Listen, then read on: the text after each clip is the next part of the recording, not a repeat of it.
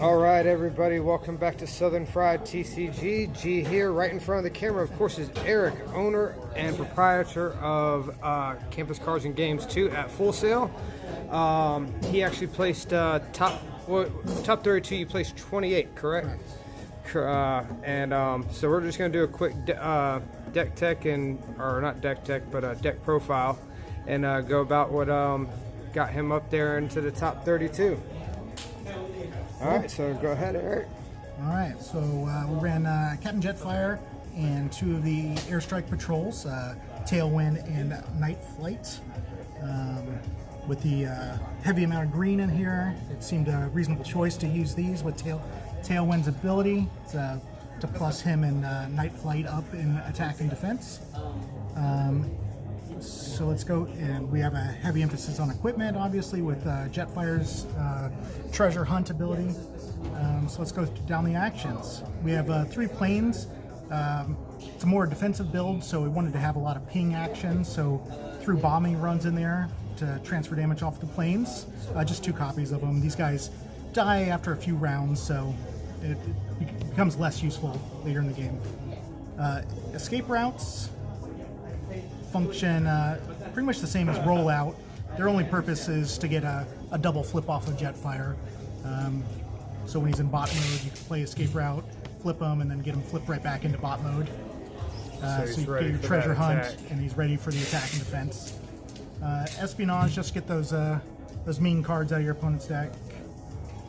Then we went Hidden Fortification. I probably would have ran a few more of those after running this deck, but that just gives some extra tough to the crew. And like I mentioned before, since we're more defensive here, we want to have a lot of ping damage, so 3 copies of Marksmanship in the deck. We always have a ranged character, everyone's ranged, so we should be able to ping somebody down with that. The rollouts add a little bit of orange and function the same as escape route, running 3 of those. We're always scared of weapon masters and other weapons, so just have one of these, and I have a couple more in the sideboard if needed. The security checkpoints are a bit counterintuitive with all the equipment, but they do add the extra defense, and early on they can be devastating to an aggressive opponent. I mean, even if you do scrap them, it's not like you can't filter through 5 cards in your deck real quick. I really enjoy War of Attrition. You can get them so quickly because you're just cycling through so many cards all the time through his combat trigger.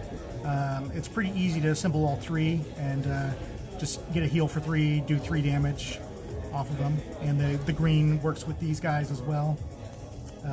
Just a little vaporize there to take care of an equipment.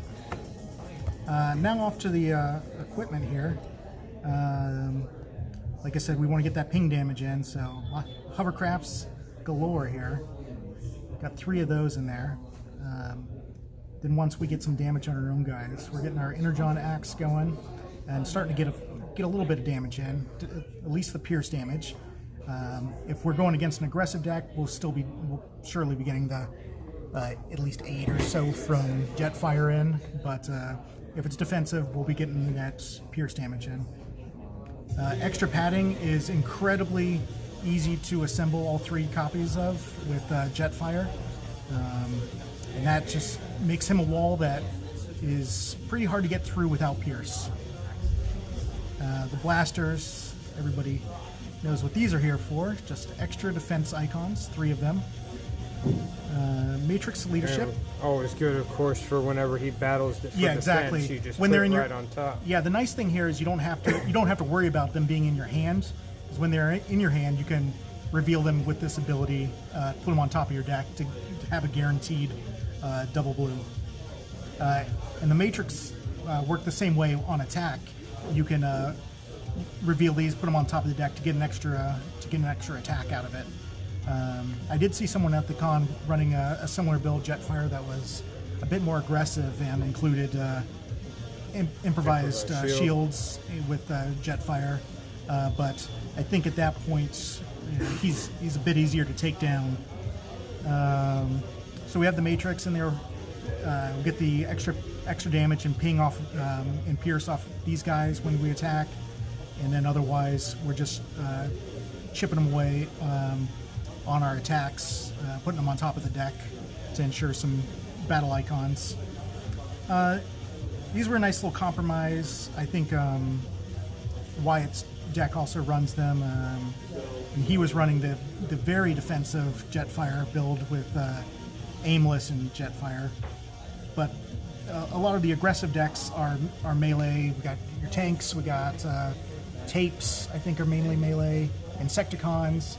So this adds a little extra defense to those. We get their green for these guys flipped, so it synergizes pretty well. I included the Scoundrels Blasters just because we have our 2 Decepticons here, and we're going up against Optimus Prime, Blaster decks, and there's a few. Who else is there? There's another big red deck. I mean, there's the tanks right now. They've been becoming kind of overly aggressive. Yeah. But it helps out with those, and if you are just fighting Decepticons, you just get the extra +2 damage. You don't get the pierce, but it's nice. Get the green icons to actually flip with them. I don't worry about Noble's Blaster because I'll probably get the Energon Axe on Jetfire. And then finally, we just have some Javelins here, and those are just chip in and do 2 more damage every attack. We're chucking them every time. And they're pretty nice. They you don't have to worry about sabotage armament. Yeah, sabotage armaments with them because your trigger will go off first.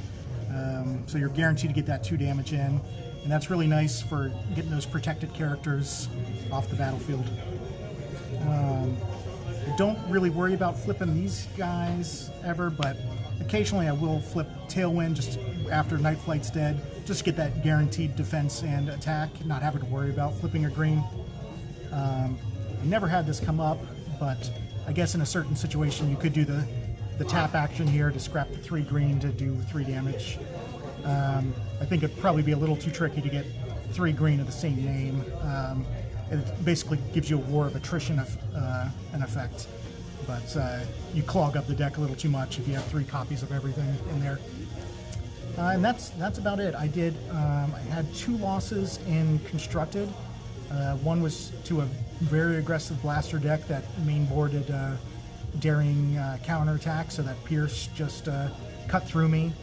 And the other was to the Vector Sigma General Optimus Prime. The Galactic Prime one? Yeah. Galactic Was that Scott, or was that... I am... My brain is completely blank now of who I played, but it was just one of the. I'll have to pull it up because one of the many members of the. I've got the list. Team. I'll have to pull it up, figure out which one it was. And then I did lose one in the sealed portion that was very close to a mirror match. We both were running the same. We had the card versions of these guys, and. We were running pretty similar decks, but he was able to chip out just a little bit more than me. We went 2-1 on that one. And then finally, the sideboard. I wasn't too happy with the sideboard. I just went with Trigger Happy. Yeah, Trigger Happy on the sideboard to get some Pierce in. Trigger Happy's inherent Pierce 4 ability is always nice. Yeah. We had our disarms here to take care of Galaxy Prime and other aggressive decks. If I put in Trigger Happy, I would just include this to get some extra defense because we're down a star. Against the aggressive decks, I put in Infiltrates. Against the Pierce decks that were chipping away, had the point defense systems. Extra copy of Sabotage Armaments, and then against very heavy Pierce decks, I would include the Stable Cover. But it still needs a little work on the sideboard because you lose your blue pips on those. So it's still a little give and take on that. And there you have it. Well, you still definitely... That'll get you a 28th place. Hey, that's better than where I got. But all right, everybody. Well, thanks for watching. Don't forget, hit that like and subscribe button, and we'll catch you next time.